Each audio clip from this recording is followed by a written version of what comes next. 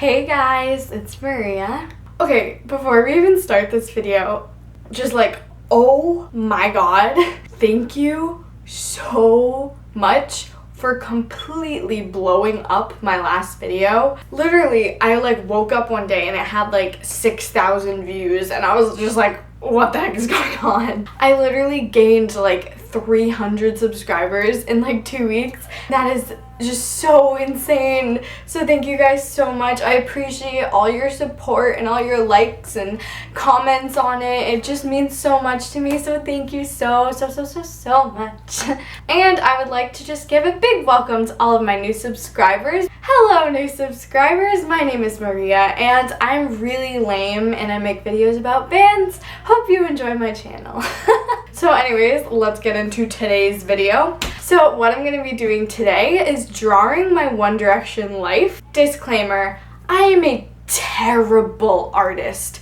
So you're just going to have to deal with all my stick figures and bad drawings, but you know what?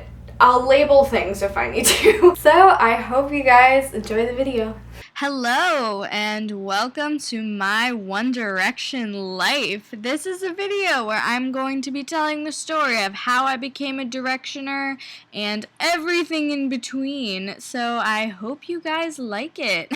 Let's begin this and throw it back to December 2011. I was 9 years old and in 4th grade, which is so crazy to think about now. I remember just hearing What Makes You Beautiful on the radio like every single day of my life. And no offense to One Direction now or anything, but like I hated that song so much. And also at this time, I hated Justin Bieber too, so I used to call them the Justin Bieber boy band. Before we move on, I just wanted to say that I forgot to change the year on the whiteboard. This is actually all supposed to be 2012 and not 2011, so just ignore that. Let's move on to February 2012 now. There was this one day that I just decided to go over my neighbor Rebecca's house, you know, like it was a normal day. And me and Rebecca used to have this thing where we used to sing like every song and we would sit on our laptop for hours just recording ourselves on photo booth on our Mac and making these really bad karaoke videos. So that day, Rebecca asked me to sing a One Direction song because at this point in time, she was obsessed with One Direction and she wanted me to like learn their songs so we could sing them together. She thought it would be like the greatest thing. But then there was me like, no, I don't like One Direction. I don't want to do this, but I agreed anyways. So the first One Direction song I ever heard after What Makes You Beautiful was More Than This. And that is the one that we sang for weeks on end, along with Gotta Be You and I Want and Tell Me a Lie. And I remember a few weeks after the first time she showed me them, I was like, you know what, they really aren't that bad. And Rebecca was so happy with my revelation.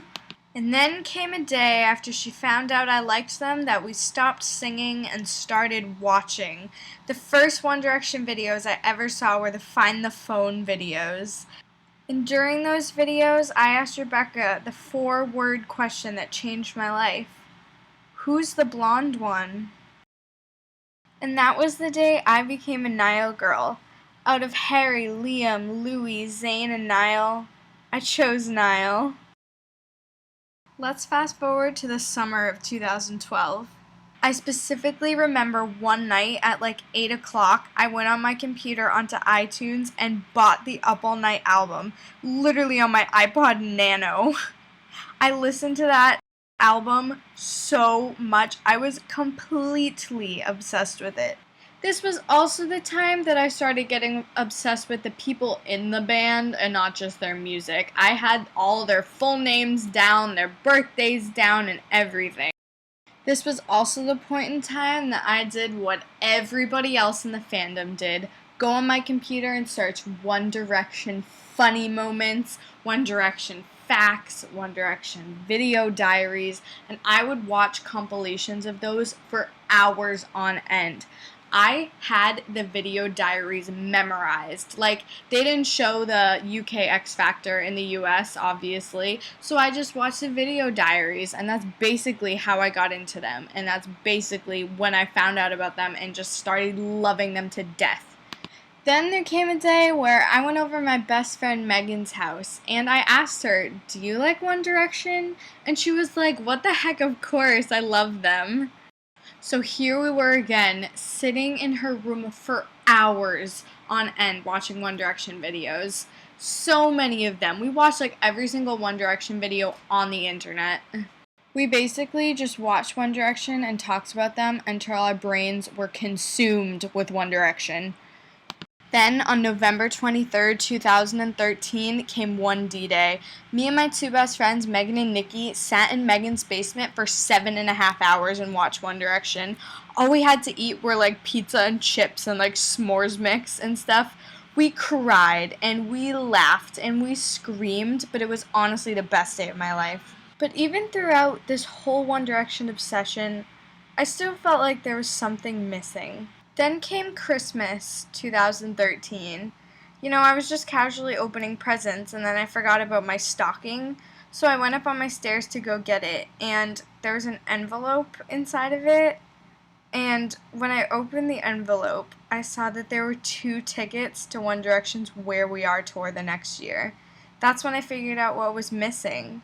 I'd never seen them live. And by the time 2014 came around, I was just known as the girl who was obsessed with One Direction. Like when the teacher accidentally says it in class, everyone looks at you. That's me. And then all of a sudden, it was August 7th, 2014, and I was seeing One Direction live for the first time on the first night of Where We Are Boston.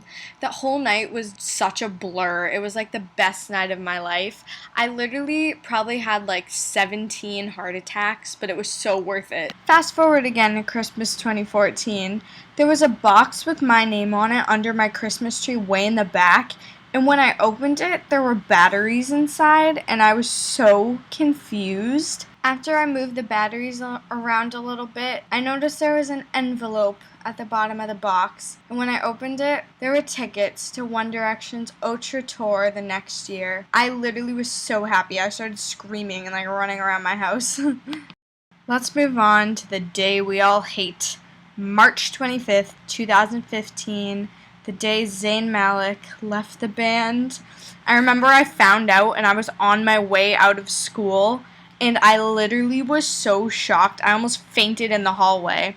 And as I left school, my dad was like out there and he like told me, and I literally just didn't want to hear it. I cried in my room for 5 hours. My parents were actually considering on maybe not sending me to school the next day because I was such a mess. Now here we are in 2016. One Direction are on their break, but I'm still here loving these 4 idiots more than ever, and I'm never leaving. One Direction changed my life. I can't thank them enough for everything they've done to me. They're my home, and I am never leaving this fandom. I'm gonna be a Directioner forever. Be sure to like this video if you enjoyed, subscribe to my channel if you're not subscribed already, comment if you liked it, and comment if you have a similar One Direction story, or if you want me to do another one of these Draw My Life videos. I hope you guys enjoyed the video. I love you so much. Now I will see you in my next video. Bye!